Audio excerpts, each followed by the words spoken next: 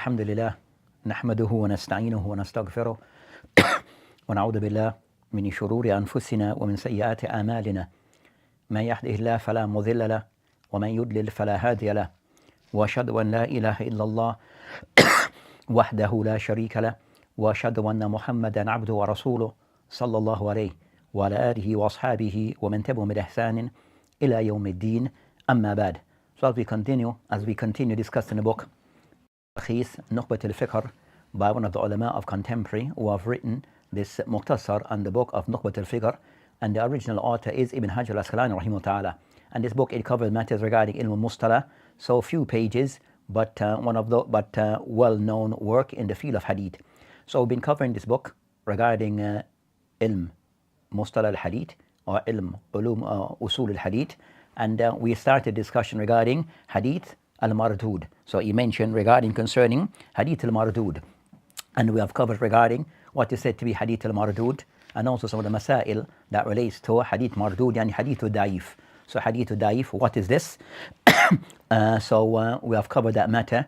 So as I mentioned, the ulama, they have different several definitions that have been put forward regarding what is hadith al-da'if.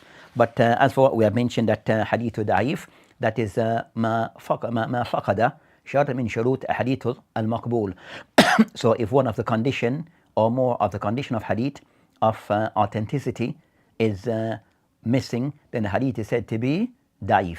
And we have discussed that matter. So they mentioned that Ibn Daqiq alayhi rahimahullah ta'ala, that they have mentioned hadith ad-da'if, it is as a ma nakasa shart min shurut al-hadith al-maqbul. So what if one of the condition, if it is missing of the condition of hadith al-maqbul, so any or one or more of the condition of hadith al-maqbul, hadith is acceptable, it is missing, not present, then the hadith is said to be da'if.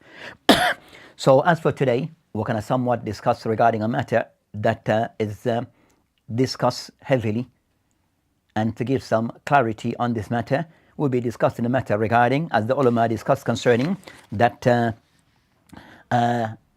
العمل حكم العمل بالحديث الضعيف في فضائل الأعمال أو في غيره.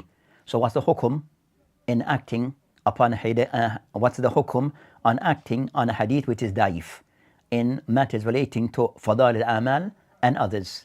So inshallah ta'ala we'll be having that discussion. So you find that many of the mashayikh and ulama have somewhat written on this topic, but we try to give a summary regarding what is mentioned regarding this particular topic. It's a very important topic regarding a person knowing regarding that am I allowed to encourage others to act upon a hadith that is said to be da'if, especially if the hadith is encouraging regarding fadal amal, regarding encouraging actions. So inshallah ta'ala, that as we mentioned, many have written on this topic. We have those who have done their MA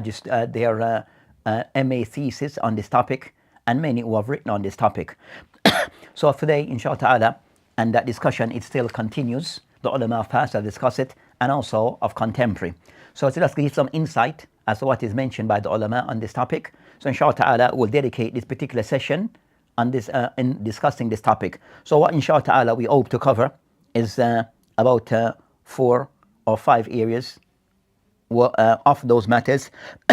As we'll mention regarding one, that to discuss concerning a hadith that have been mentioned by the Prophet ﷺ regarding lying upon him. So mention few of those hadith that the Prophet ﷺ have warned and cautioned us severely on narrating things that are said to be lie upon him, things that are incorrect about him, that things that are not transmitted by him. Then also second, we discuss concerning, as we have covered concerning hadith da'if, but also we discuss again regarding anwa, the different type of hadith da'if, to give some more clarity on this matter. Then also we discuss concerning, as we had covered before, riwayat hadith da'if, and also regarding a person narrating hadith da'if, as we had covered that before. We just kind of somewhat, we quickly go over this. Also we discuss concerning the importance of a person that be able can distinguish hadith ad-da'i from hadith hadith da'if min hadith saqim. So for the Muslim, and also especially for the talib al-ilm, that is able can make that distinction between what is said to be hadith sahih, hadith al-maqbul, and it are said to be mardud. So making that distinction. And that is something which is important that should not be neglected. And then also we discussed the crux of the matter. So of the matter that we're trying to discuss is the matter regarding al-amal bil-hadith ad-daif fil fadahil wa ghayri. So acting upon hadith which is said to be weak in matters, whether in affairs of fadal and virtuous actions or other than this. And then we'll try to come to a conclusion. So in starting this matter, as we have laid out the points to be covered, the first, as we mentioned, regarding a hadith relating to al-kadhib ala Rasulillahi alayhi salam. So hadith, the Prophet Islam, hadith have come to us regarding lying upon the Prophet Islam to show the seriousness of this matter. So from this matter, you find many hadith that have been transmitted upon the Prophet Islam on this matter. We'll mention a few of those. The first of those hadith, the hadith of Ali ibn Abi Talib, radiyallahu anhu, قال Rasulullah alayhi salam, la takdhibu alayhi, that you should not lie upon me. فإنه من كذب علي, because the one that lies upon me, فيلج النار, then a person will enter النار. فيلج, that a person will enter النار. So it shows regarding the seriousness of this, that the one who lies upon the Prophet mentioned, لا تكذبوا علينا, that you are not to lie upon me. فإنه من كذب علي, because the one that lies upon me, then he should he would be put in the النار.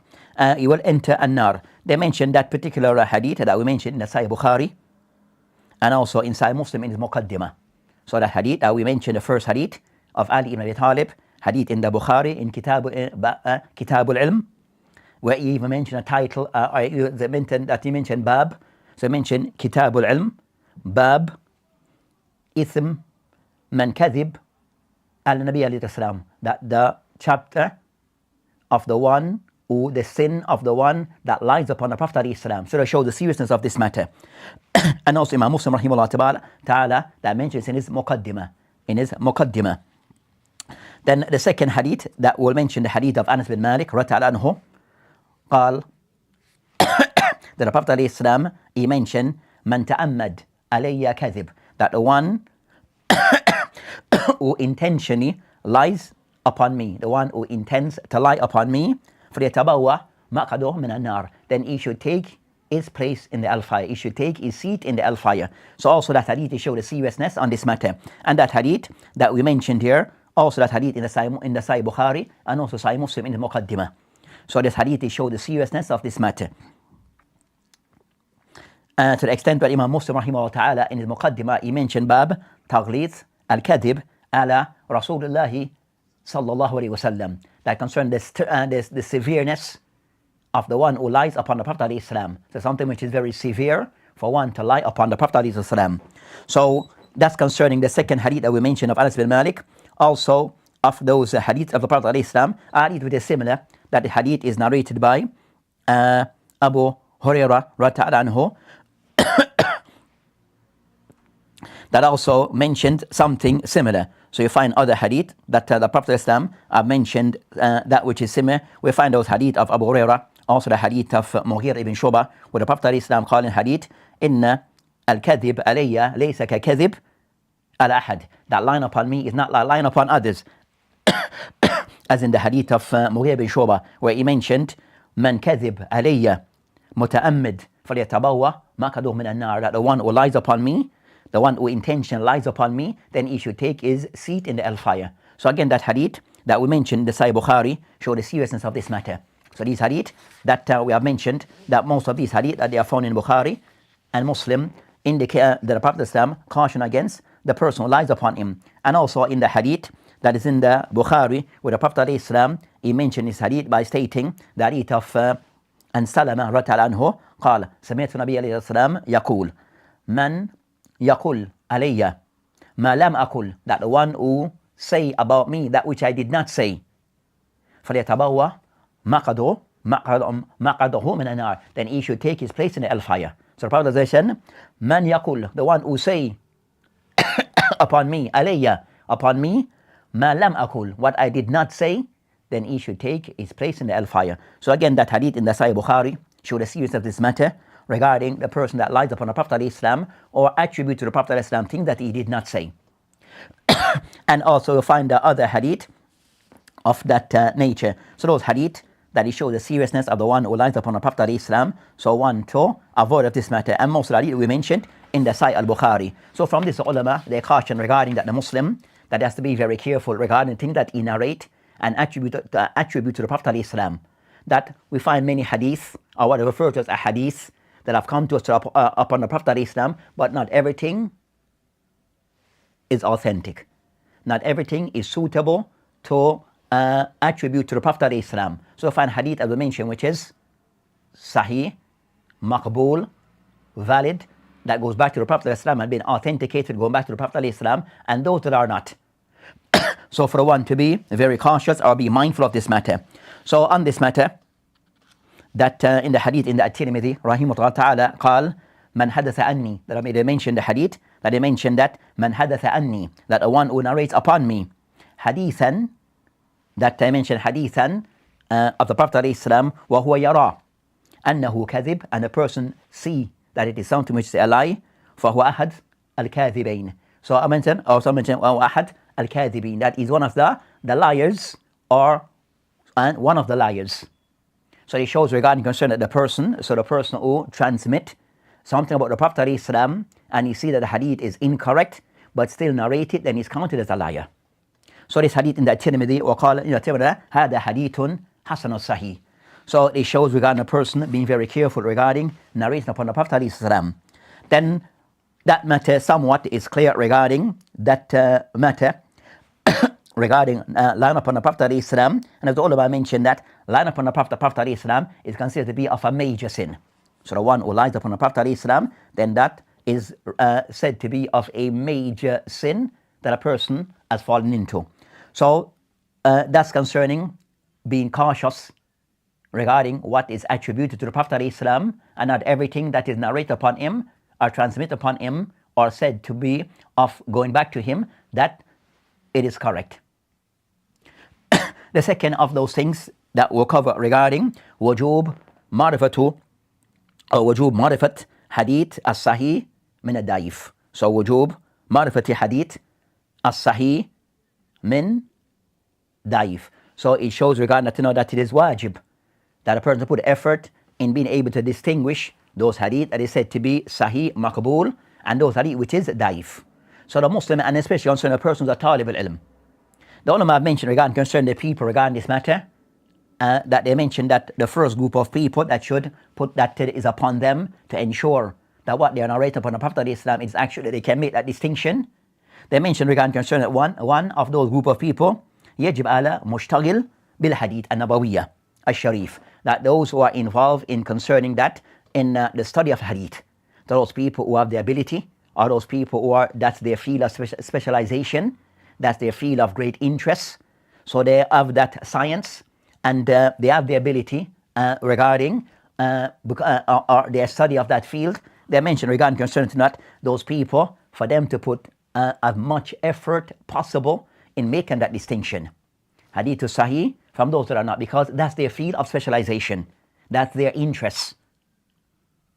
So the people of that field, who are said to be of the people, they're said to be al-muhaddis, or those people of talibul hadith, that those people who fall into that category, or mushtaghil bil ilm al-hadith, those people are who are involved in the study of hadith, then those people should ensure that what they are narrating to the people, that they make that difference between that which is sahih from that which is not.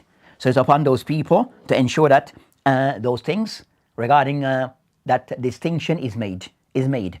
That's concerning the first group of people, that they have to ensure that they distinguish between hadith to sahih from those which is mardud, because they have that skill and that's their field of specialization, or that they have that interest towards that field. The second group of people, that the people not of this sinah, the people are not of that field of hadith, ليس مشتغل بالعلم hadith, those ones that are not busy with the science of hadith and the study of hadith, then those people, then as for them, what the procedure, their path regarding this concern, to know that they try to rely upon book either which is the ulama that make that distinction from the ulama of that field.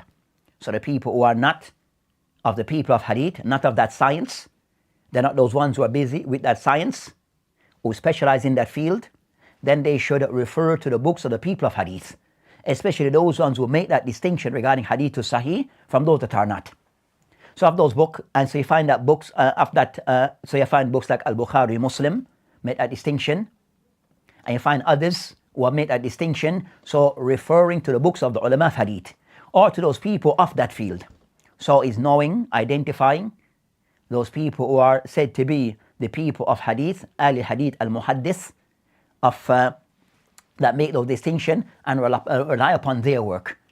So either the books of the people of Hadith, or if the person can make contact with them and to make contact with them.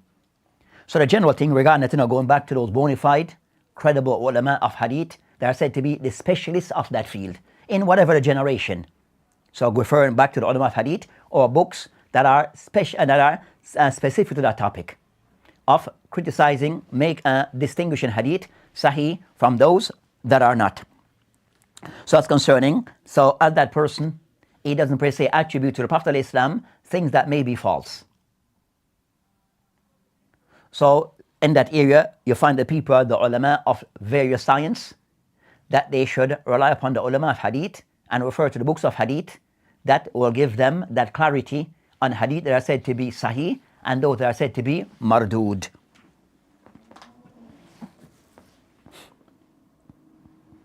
So that should be important also concern the Talib. So the Talib of Hadith, also the same, the people who are the Talib al-Fiqh, wa-Tafsir, wa-Sirah, and the other sciences, also to refer to the ulama of Hadith regarding critical matters regarding certain Hadith. The next of the point, so regarding concerning this point, as the ulama have mentioned regarding of this matter, as stated by Imam Muslim rahimahullah ta'ala, قال بسند عن أبي هريرة تعالى عنه قال رسول الله صلى الله عليه وسلم كفى بالمرء كذب أن يحدث بكل ما سمع. That Imam Muslim rahimahullah ta'ala I've mentioned his muqaddimah, this narration where it is stated regarding كفى بالمرء, that is sufficient for a person كذبا, to be referred to as a person who's a liar, and يحدث بكل ما سمع, that he to narrate everything that he has heard. So the person has to make some distinction, and especially regarding Islamic science, then one also to follow due diligence regarding ensuring that things are in place regarding knowing the hukum pass on hadith, knowing the hukum pass upon hadith, those that are authentic and those that are not authentic, daif, and to what degree. And also you have other statements of this like that I've mentioned regarding this matter. So of the ulama I've mentioned that Abdul Rahman ibn Mahdi قال لا يكون رجل إماما, that a person will not become an imam يقتدي به, that people will follow حتى يمسك, until يمسك, and بعد ما سمع, until he make a distinction, or يمسك, he owes back from some of the things that he have heard. He doesn't repeat everything that he hears. So he make a distinction regarding what he can transmit and what he does not transmit. So not everything he receives, he pass on. Not everything he receives, he pass on. That's the statement of Abdul Rahman ibn Mahdi alayhi rahmatullah tabaraka ta'ala. Also he has stated قال إن العالم, that a person the alim إذا لم يعرف الصحيح من سقيم من حديث لا يسمى عالما, that an alim, if he is unable to distinguish between the hadith which is authentic and that which is not authentic, he is not referred to as an alim. So the person who claims to be an alim is not deserving of that title until he is able to distinguish between hadith which is authentic and those that are not. And other statement of this like, you have other statement of that like regarding matters. So you find the likes of Ahmad ibn Hanbal, Ishaq ibn Rahuya, قال إن العالم, that indeed an alim, إذا لم يعرف, if an alim does not able to distinguish sahih min sakim, that which is sahih from that which is not, nasik min mansukh, that which is abrogated and abrogator, min hadith لا يسمى عالما, is not to be referred to as an alim.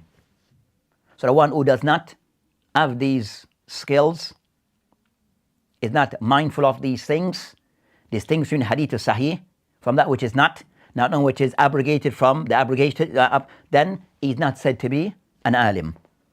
Another statement of this like, another statement of that nature.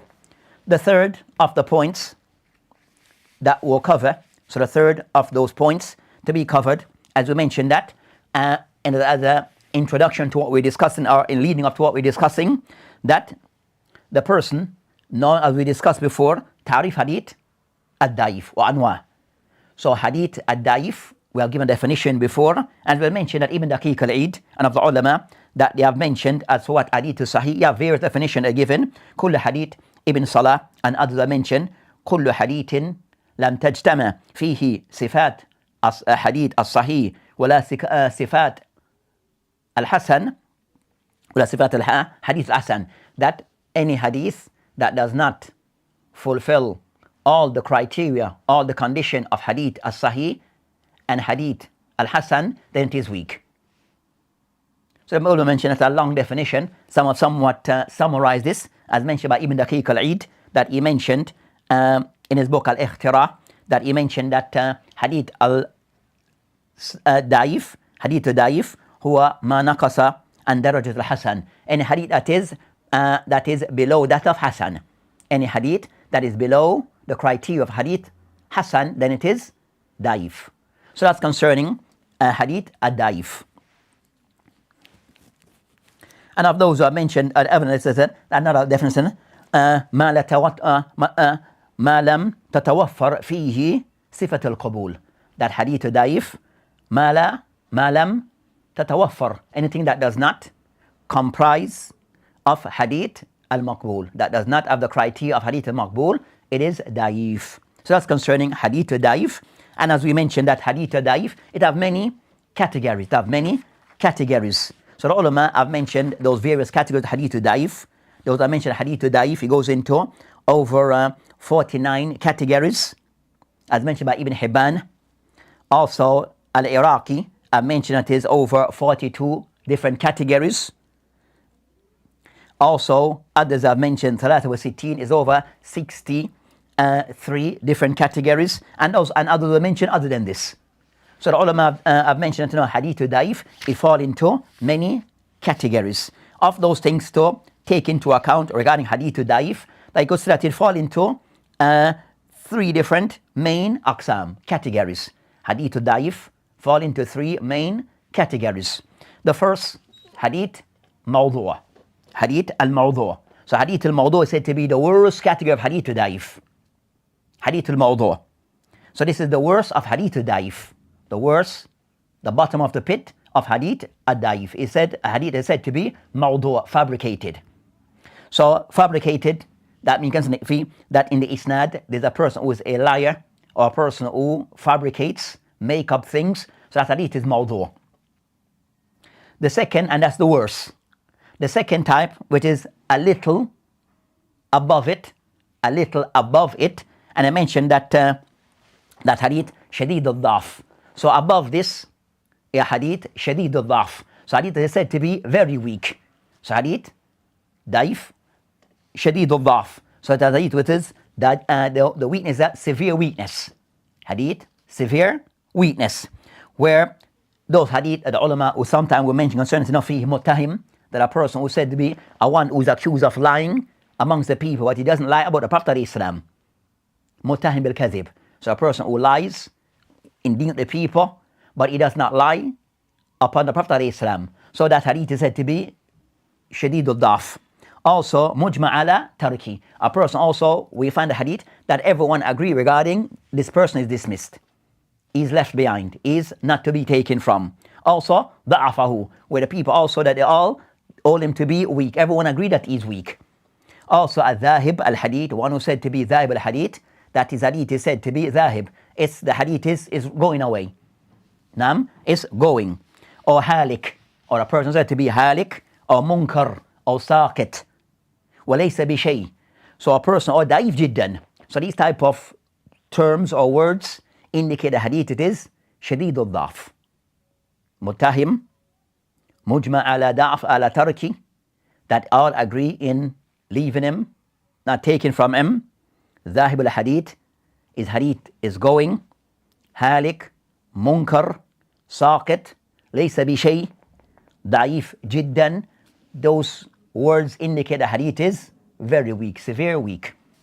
The third category of hadith that we can mention here is the category concerning da'if alladhi yunjabar bimithli. Hadith which is weak, but it can be aided, supported, can be strengthened with something which is similar to it, something that is likened to it. So the hadith is weak, but not there's not severe weakness. They said, that we mentioned da'f al-yasir. It has a slight weakness. It's not severe weakness. So they mention alladhi yunjabar, something that can be strengthened and supported, and it will be elevated. So it is not that weak, but still weak. It's weak, but not that weak. So it doesn't go to shadid al-da'f, doesn't go to that level. So those hadith are still considered to be weak, but the weak is not severe. The weak is not severe. So that hadith you might find a person sayyul hifz, the person having bad memory, or it will be said lahu awham, he has like errors, yahim, he make mistake, mudallis, mu'an'ana, the person who's a mudallis, also mukhtalit. So those people that, and the person said fihi da'f, or fihi da'if, faqat. I said, no, he's da'if faqat, and nothing else. So those are indicated that person hadith it is weak, but not severe weak.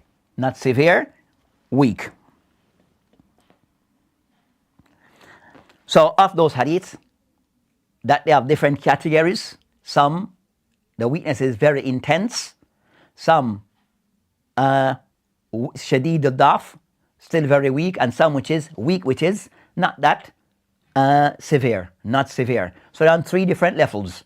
So as for the first two, which is meant to be the worst of the worst, which is al-mawdu', that it is fabricated, then that is dismissed.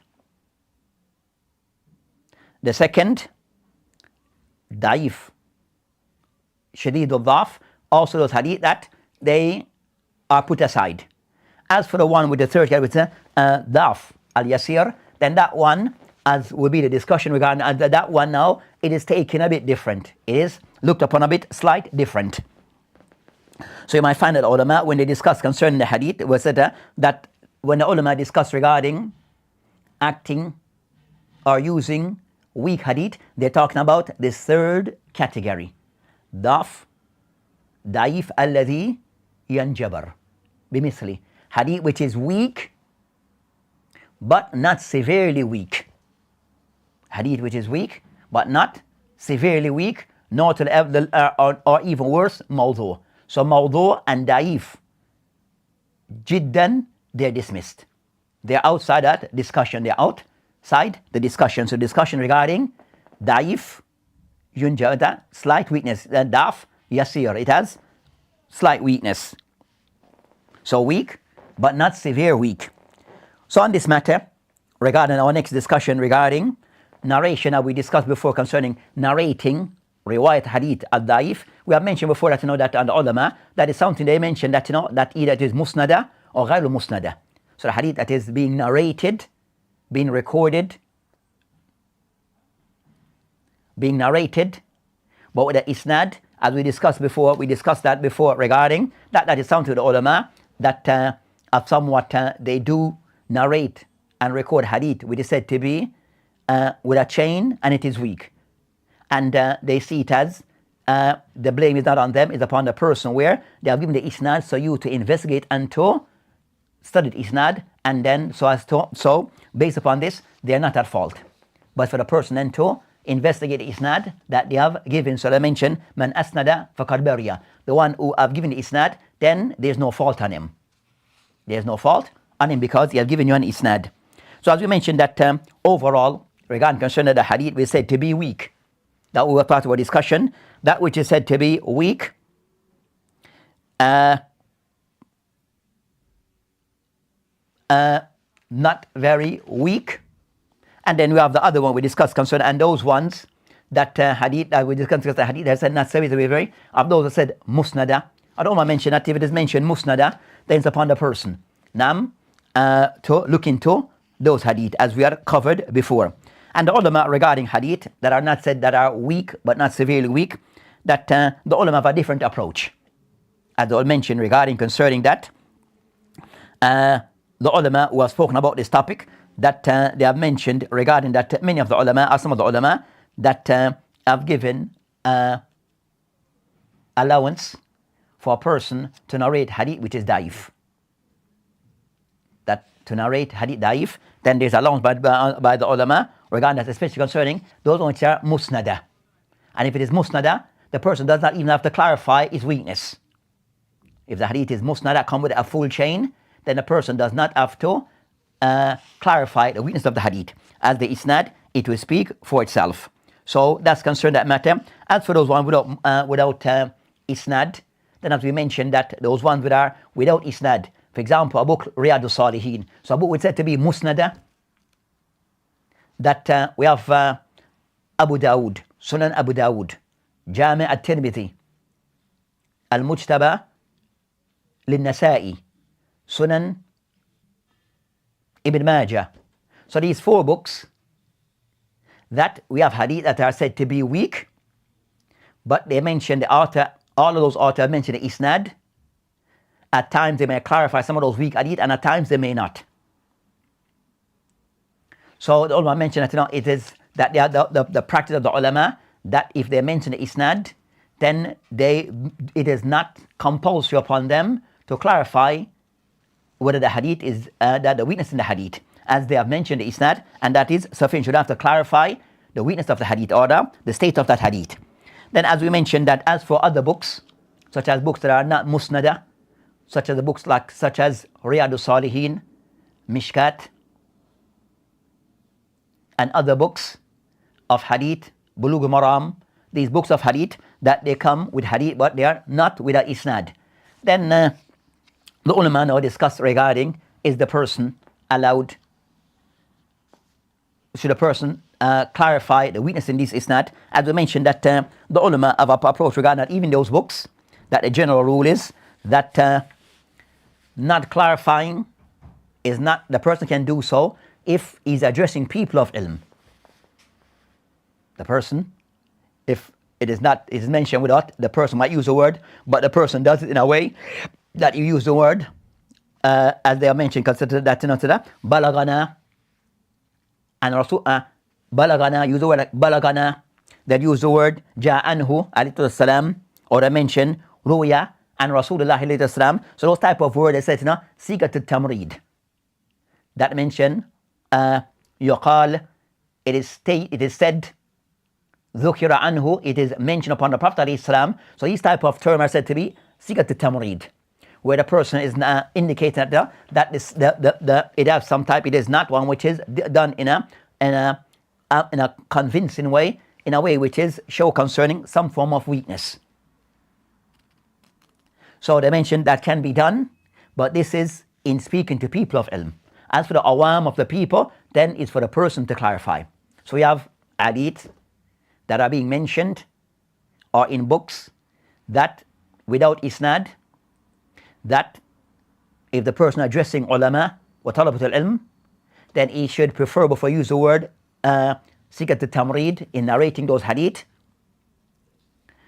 not jazm. Also, it depending on the audience that one is addressing. If the person addressing people regarding the ulama, and the person who's balagana, they understand tulabul ilm. The person addressing people of ilm, they will understand what the person said, balagana, ja'anhu, alayhi salam, ruya, and Rasulullah alayhi salam. The person understand that it is something that may have some weakness in the hadith. That the hadith have weakness in it. But that's a language for those who are of the field of hadith or people of talabatul ilm. As for the awam of the general Muslim, they wouldn't understand this in most part. So the person have to take this into account regarding the audience he's addressing. If addressing the general people on the khutbah and the mimbar khutbah, then using these ways, then most of the people would not understand. So in that case, then the person to be mindful and clarify the hukum of those hadith if you're addressing the general mass. So them to not misunderstand that hadith which is daif is actually a hadith which is sahih.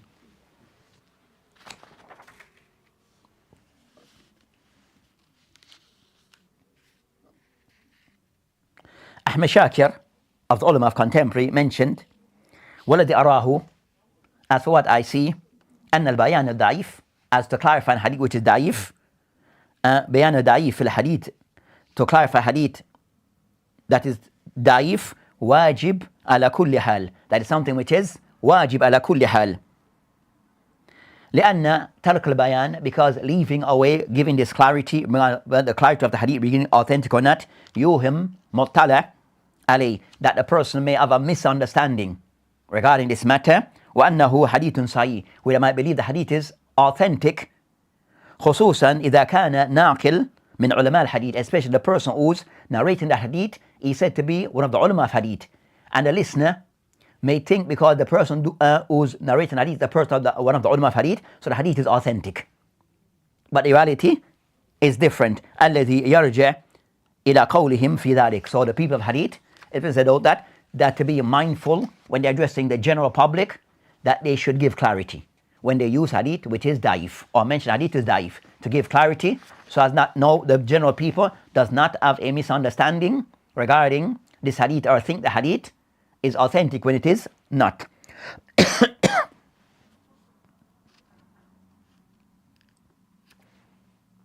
Then I mentioned that, so that's concerning that matter regarding riwayat al-hadith. As for the next matter that is discussed regarding concerning, as for the category regarding hadith that is said to be mawdu wa shadid al-daf, hadith that fall in the category of hadith al-mawdu, fabricated, and hadith which is shadid al-daf, whether it is musnada or not, then a person should give clarity.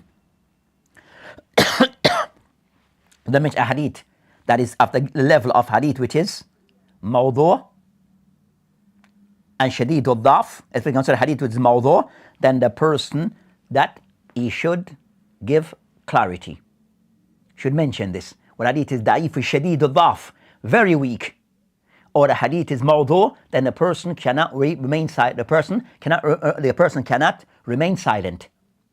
He has to give clarity. He has to give clarity within the phone. So the person in those cases should and must give clarity when they're mentioned or have written a hadith which is said to be mawdu, fabricated, or hadith which is shadid al-daf, then a person should make that distinction regarding this matter. For as I mentioned, many of the ulama are of this regarding Ibn Salah, and Nawawi, Ibn Hajar, and others, that those hadith which is said to be mawdu and shadid al-daf, then the person should give clarity. And I consider to be an aib, that would consider a criticism for not doing so. It's considered to be a criticism for not doing so. As mentioned by Nawawi, rahimahullah ta'ala, تحرم رواية الحديث الموضوع على من عرف كونه موضوعا, that it is not allowed, it's haram for a person to read hadith mawdu' upon the person who knows this. Or غلبت على ظني, or the person that believe that this is the case, most likely it may be the situation, then he should not accept that he clarify this matter. And that's regarding matter that relates to ahkam, halal and haram, or aqaid, or fada'il. So as mentioned by the ulama, and now that matter regarding hadith al-mawdu', that where hadith should not be used or mentioned except with clarity, hadith which is da'if jiddan, as no ruling can be taken from them, that they should not be used regarding matters of ahkam, halal and haram, nor can be used in matters regarding aqaid, matter regarding Islamic belief, and third, matters regarding fadal al-amal, regarding virtuous action, regarding targhib wa tarhib, mawa'iz, qasas, they shouldn't be used because they are severely weak.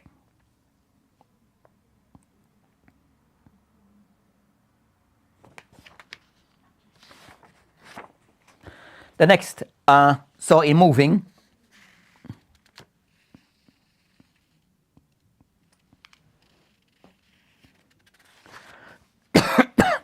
so as for the matter regarding narrating of hadith, the aqwal of the ulama regarding our main discussion matter regarding al-amal bil hadith al-da'if. So what's the ruling, or what's the position to be taken, what's the regarding hadith, acting or using hadith that are said to be da'if, fi hadith da'if, the use of hadith da'if in general. The hadith is said to be da'if. Is it allowed or can one use of those hadiths on any matter? On the matter regarding concerning this matter, where as the Muslim, that the asl, the foundation of Islam and the Muslim, as how we approach Islam, that we only act upon or we only accept that we said to be hadithul sahih, not hadithul daif, regarding matters of Islam. So our deen is on a strong foundation. So for Islam to be on a solid foundation, then one act upon and worship Allah subhanahu wa ta'ala with a hadith which is said to be sahih or maqbool. As for hadith daif, then that become our discussion. So regarding concerning that this matter, regarding hadith daif, that the discussion between the ulama is not hadith, that the ulama mentioned regarding that they have aqwal, a khilaf regarding acting upon hadith daif, which is yasir, not severe, nor mawdu. That's out of a discussion. So hadith which is said to be mawdu, fabricated, then those hadith are not used at all, is not a part of the discussion.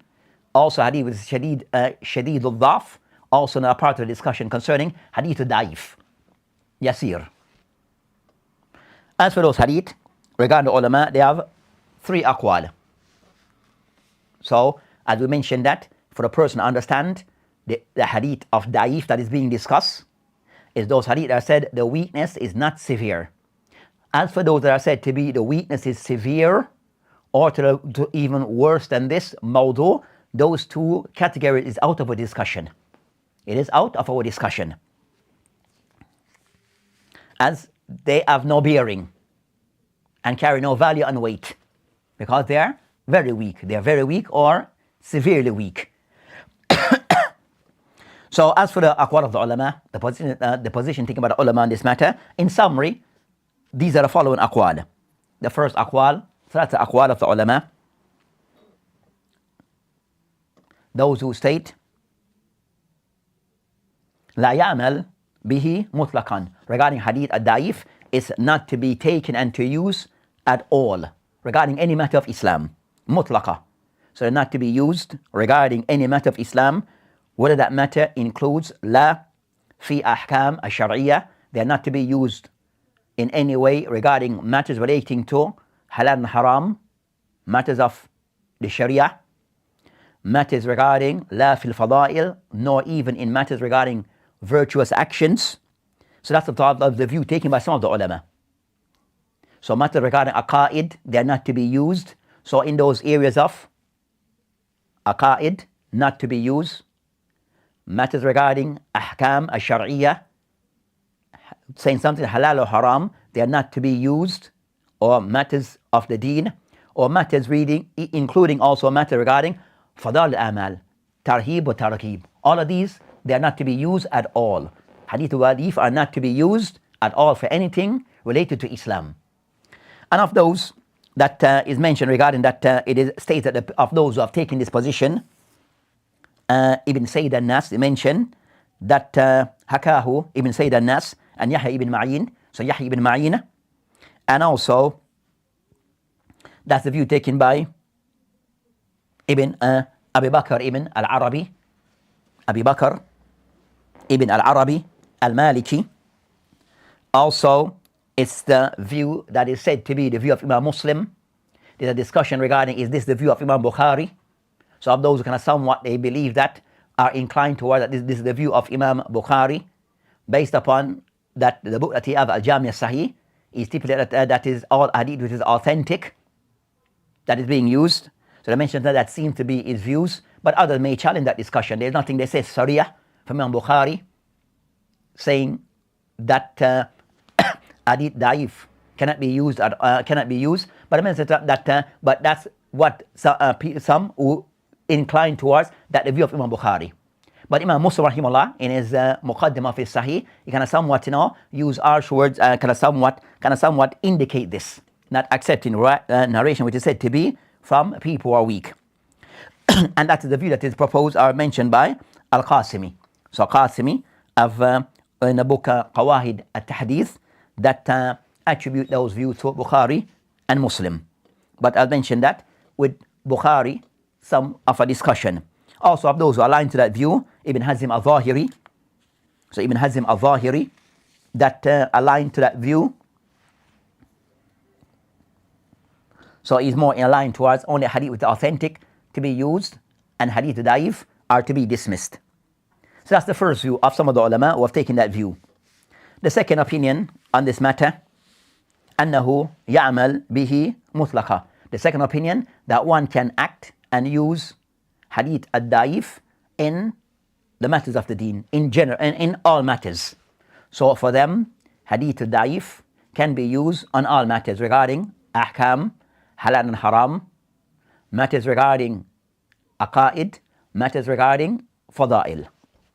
According to that view, they said mutlaqa. And with a mention with a condition, إذا لم يوجد في باب غيره. If there's nothing that can be found in that on that chapter. So that mainly, for them, it mainly include regarding matters regarding ahkam wal fada'il.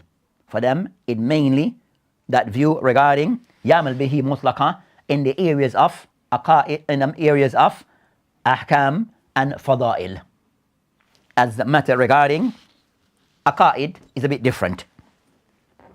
So they mentioned that, and if it's not also, they mentioned with the condition, لا يوجد ما يرفعه, there's nothing that kind of somewhat goes in contrary to it. ولم يشتد الضعف, that also that hadith is weakness is not severe, as we are discussing. As I mentioned, لأن شديد الضعف متفق على عدم العمل به. As I mentioned, those hadith which is said to be شديد الضعف, that it's agreed that one cannot act upon them, one should not act upon them. And I mentioned of those who take this view that they prefer to use a hadith da'if in matters of halal and haram and matters of fadahil if there's nothing else that is there. And of those who that views attributed to Ahmad ibn Hanbal wa Abu Dawood as-Sijistani. So Imam Ahmad wa Abu Dawood as-Sijistani, as mentioned by many upon them. And they can somewhat incline towards that view, as the narration I've mentioned regarding that it is stated Ahmed rahimahullah ta'ala ana that قال لا تكاد ترى أحد ينظر إلى الرهي إلا وفي قلبه, that he mentioned والحديث ضعيف أحب إلي من الرهي. So Ahmed rahimahullah mentioned in statement concerned والحديث ضعيف, that hadith is said to be ضعيف أحب إلي من الرهي, it is more preferred to me than الرهي, than people's opinion. So Ahmad Hanbal, he would take of hadith da'if if there's nothing that can be found. If hadith is da'if and the weakness is not very severe, he will act upon that or use that rather than use the opinion of men. And he mentioned al-qiyas wa rahi. So that's the stand of Ahmad rahimahullah that regarding concerning this matter, that he preferred to use hadith, as he mentioned that ويقال يعمل بالضعيف إذا لم يوجد غيره, that one can use a hadith which is da'if if there's nothing else that can be found. But it was said the weakness is not severe. And I mentioned وَلَمْ يَكُدْ مَا مُعَارِضُ, and there's nothing that يُعَارِضُ, there's nothing that goes in opposition to it. There's nothing that goes in opposition to it. That's a view taken by Ahmed rahimahullah ta'ala, and is mentioned في الرواية أنه الضعيف الحديث أحب إلينا من رهي الرجال, that hadith da'if is more beloved to us than the opinion of men. So you can somewhat approach that of the approach. And also Ibn Qayyim al-Jawzi, I've mentioned that that's the view of Ahmed rahimahullah, يقدم hadith da'if ala qiyas, that Ahmed, that you will prefer to use hadith da'if over that of qiyas and al-rahi. So that's the view of Ahmed rahimahullah ta'ala on this matter. And also the same is said about Abu Dawood as-Sijistani. So Abu Dawood, as mentioned by Ibn Manda and Abu Dawood رحمه الله قال أنه خرج إسنادا ضعيف إذا لم يوجد, as he mentioned أنه يعني أبو داود يخرج أحاديث يخرج الإسناد الضعيف, that he would mention hadith with the إسناد الضعيف إذا لم يوجد في باب غيره, if there's nothing that he can find other than it in that discussion. لأنه أقوى عنده من رأي الرجال, because it is stronger to him, it is better, it is found as it is stronger than that of the opinion of men. So he prefer to use a hadith which is of some weakness than that of the opinion of men. So that's the position taken by Ahmed or Abu Dawood as-Sijistani regarding is preferred to them to use a hadith which is slight weakness than that of mentioning al-qiyas, use of qiyas, and also ara, which is men's opinion. So that's the second opinion. The third opinion, and Ahmed rahimahullah ta'ala I've mentioned, and also others of the ulama I've mentioned, and Ishaq, where I mentioned the statement regarding that a hadith رقائق يحتمل أن يتساهل فيها حتى يجي شيء فيه حكم. That I mentioned that they prefer to use hadith which is said to be in certain رقائق, that they didn't follow the same rules in those matters. So Ahmed, that in matters regarding fada'il, they would not apply the same rule as in the case of halal and haram. They become more complacent. Then the third opinion that I mentioned, قول الثالث يعمل به, يعني حديث ضعيف في الفضائل ومستحبات ومكروهات بشروط. That also mentioned that one can use of hadith ad-daif in things of fada'il al-amal, things that are said to be mustahab, and even things of makruh with condition. So they prefer to use, so they'll give an allowance that hadith ad-daif can be used in certain matters of fada'il, mustahabbat, and the likes. Of those, the condition that they have set, they have 4 conditions of their condition. 1, أن يكون ضعفه غير شديد, that the hadith, his weakness is not severe. So with them, the hadith should not be of severe weakness. That to be of a slight weakness. That's one condition. فيخرج ما اشتد الضعف. So anything which is severe weakness, ضعيف جدا, then it doesn't apply. That doesn't apply to this rule. The second condition,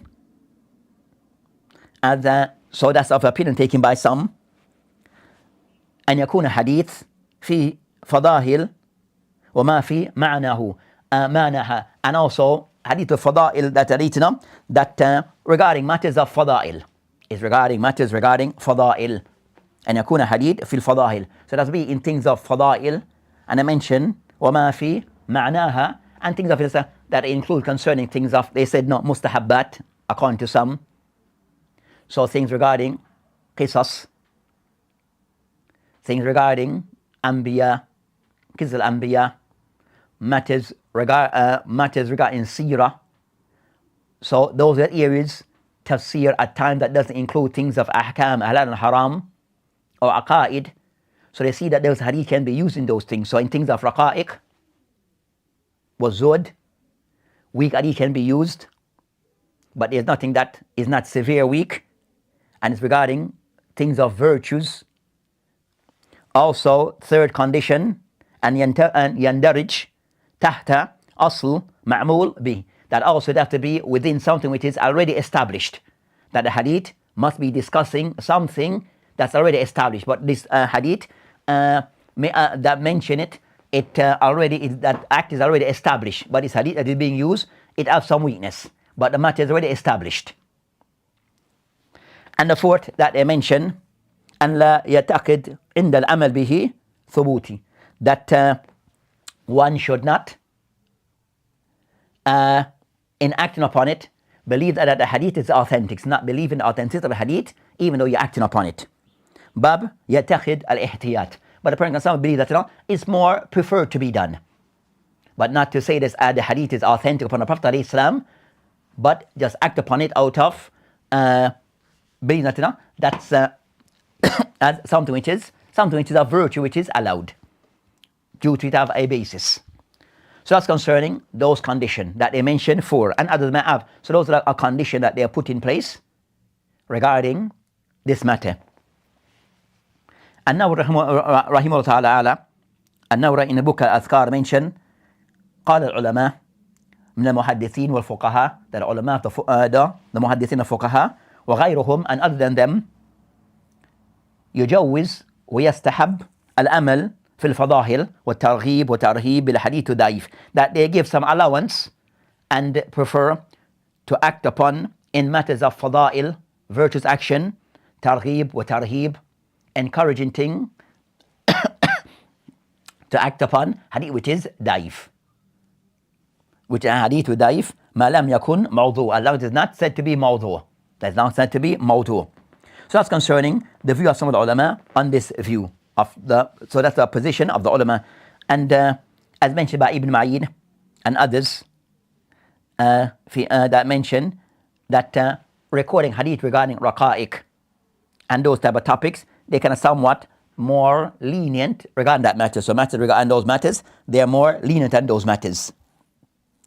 At Ibn Hajar al-Haythami, so Ibn Hajar al-Haythami, he mentioned بجواز العمل بالحديث الضعيف في الفضائل الأعمال, that he mentioned, that Ibn Hajar al-Haythami mentioned is allowed to act upon hadith da'if in virtuous action. So, of the ulama who have taken that position, of the thing they use as dalil, they have a hadith that I mentioned. The hadith, it goes, Man balaghahu anillah, the one would have reached him upon Allah subhanahu wa ta'ala shay, a matter, fihi fadila, that it is something of virtue, فأخذه إيمانا, and he takes upon it, based upon it, iman bihi, having iman in it, ورجاء ثوابه, and also is open for to be compensated, to be rewarded for this. أعطاه الله, that Allah subhanahu wa ta'ala will grant him, ذلك, will grant him this, وإن لم يكن كذلك, even if it is not the case, meaning if it is not authentic. So even that the case, that thing is not the case, even if that thing may not be true. So I mentioned that man balaghahu, that a one who have reached him upon Allah subhanahu wa ta'ala on a matter, fihi fadila, on it is things that are virtue, فأخذه إيمانا bi, and he takes of it, having belief in it, raja thawabu, open to be rewarded for this. أعطاه الله, Allah subhanahu wa ta'ala will grant him ذلك, that Allah subhanahu wa ta'ala will grant him ذلك, even in lam yakun كذلك, even it is not the case. So I mentioned that now, the thing that he thought, that's not the reality, it's not authentic. So I mentioned that as being the evidence that they use, of the evidence they use on this matter. That hadith have different wording, but the hadith is narrated upon Jabir bin Abdullah, Anas bin Malik, Abdullah bin Amr, also Ibn Abbas, and others who have narrated this hadith. So they mentioned that hadith after discussion, so the hadith they use as a dalil, that this hadith can be used. But overall, concerning this hadith, it have different, I said, wording and narration. That overall the hadith it is studied. Then ulama mentioned that the hadith it is daif. That even that hadith itself, it is said to be daif. So you find a read of Jabir ibn Abdullah that we have mentioned in the hadith in the Abu Shaykh in his book Makan al-Akhlaq, Khatib Baghdadi in his Tariq Baghdad, Ad-Daylami, Ibn Najjar, and others who have narrated this hadith. But most of those hadith that there, the isnad, the hadith concerning isnad, from different that is isnad, it is weak. Overall, that they mentioned the hadith here, it's fi jumla, that hadith la yusah. That hadith does not go back to the Prophet alayhi salam. The hadith la yusah. So that hadith does not go back to the Prophet alayhi salam, as mentioned by Shawkani.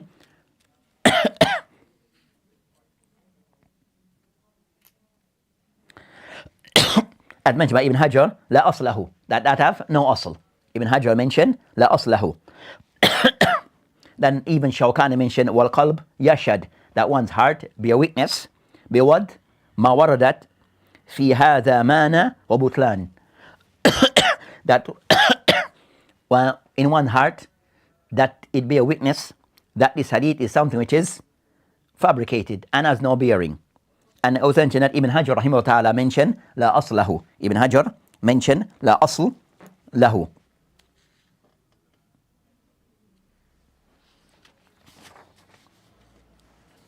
So, and also the condition they mentioned that also those are under discussion between some of the ulama regarding those hadith. So overall, that that's the aqwal of the ulama regarding hadith al-da'if, that the person have to be mindful regarding. So overall, that what one can say in conclusion, that qawl, that not acting upon hadith ad-da'if for fadal amal, then a person should avoid this. And also it can lead to a lot of bid'ah creeping into Islam. And so it can lead to people, and also regarding that matter, regarding that the person after one be able to distinguish regarding those hadith which is said to be shadidul daf and that which are not. So the person has to be able to make a distinction, the hadith that is being used in fadal amal, that one, to ensure that the hadith is not very weak. So the person has to ensure that this hadith is not weak by go back to the ulama of hadith. Second, that hadith is that if they have an asl, then the person will go back to the asl. If they have already a basis that already established, then go back to this. Also with hadith in fadail, it opens the door to bid'ah wal khurafat. So people start to hadith al-raghaib. So these hadith that the person have to be mindful. So being mindful of these things, that it open a door to al-bid'ah wal khurafat in person's actions. So that's concerning. So it shows regarding the more correct of those views that a person avoid these matters regarding hadith da'if in fadal amal. But ulama mentioned that as well, that in the books of the ulama we do find this. We do find this. So Madan hadith da'if. So we'll end with Madan hadith da'if. So hadith da'if, that it can be found in certain books of the ulama, sometimes that they are written books regarding du'afa, and they'll mention like the book of Ibn Adi fi Kamil fi du'afa al-rijal, that he mentioned about rijal, but also he mentioned some of the hadith which are said to be weak. So about that, the narrators are said to be weak, but at times he will mention their hadith that are weak. So that book of hadith that are said to be weak, Uqayli in his book Ad-Du'afa, Khatib al-Baghdadi fi Tariq, also Ibn Asakir in those books, Hakim at-Tirmidhi also in of his books that also have hadith ad-da'if. So one being mindful of the hadith that I mentioned in some of these works. So some of those works that to be mindful. So knowing concerning the manhaj of the ulama in their books. So knowing the approach of the ulama. So you find it also in some of the books of tafsir. You have hadith that are said to be da'if. So you find the books of Zamakhshari, Baydawi, Abu Sa'ud, and the likes. Those books you find hadith are said to be da'if, especially regarding that, they mention hadith regarding, as they mention concerning that hadith regarding the fadail of this surah. You find a lot of hadith that are said to be weak. So the hadith regarding the virtue of particular surah, or each surah they try to find hadith that are said to be the virtue of that particular surah, that most of those hadith, many of those hadith are said to be da'if, and also even mawdu' and da'if jiddan. So to be mindful that those books that will mention those things, and at times they don't clarify. They do not clarify. Also books of fiqh, the books of the fiqh in Aqas al-Madhahib, that at times that the author, and they vary regarding that some that they are fuqaha, but have very little knowledge of ilm al-hadith. They are from the fuqaha, but have very minimal knowledge of hadith. So you find certain hadith they mention as something that are very weak.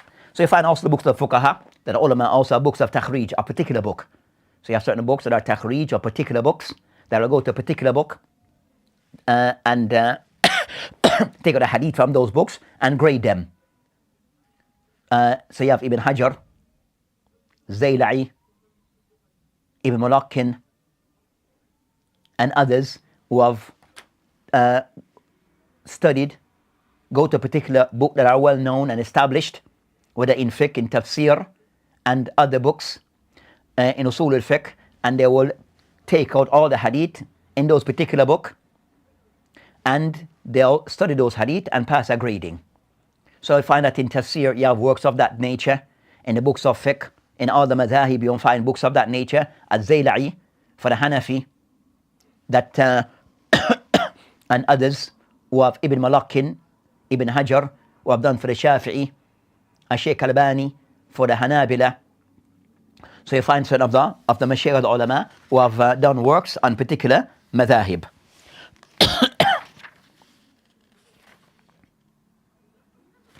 So that so as I said, that so the person, when studying of these books, to ensure the person have a book that can guide a person through those things, can guide a person through those things, especially regarding books that will identify those hadith, which is da'if. So you find also of the ulama and talabatul ilm of contemporary who may also, in some of their works, that they will try to separate between hadith da'if or sahih. So of the ulama and talabatul ilm والباحثون that may have done some work on books that they'll try to make that distinction. They'll make those distinction. So the person can somewhat try to go to those books that the author or the one doing the work on that book, that they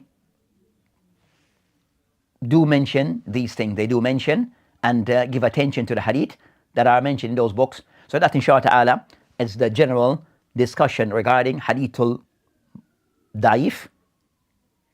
Can they be used at all? And in particular, fadal al-amal. So I mentioned aqwal of the ulama. As a matter regarding aqaid, belief, and halal and haram, that the ulama are very strict regarding that. Ahmed wa Ishaq and Ibn Ma'an, the ulama have mentioned they are very strict regarding that. They apply a very strict rule regarding hadith that are used regarding ahkam, halal and haram. Also, matter regarding aqaid, they're very strict regarding on this topic. On this topic, they're very strict. So that's something for one to be mindful of. So that's inshallah ta'ala, that's what we wish to mention regarding this discussion. That's very important. Hopefully, somewhat we went into was a bit more lengthy discussion. Hopefully, inshallah ta'ala, some benefit. Wabillahi ta'ala tawfiq. Wa hadi la sabil. Wal akhir alhamdulillah. Assalamu alaikum wa rahmatullahi wa barakatuh.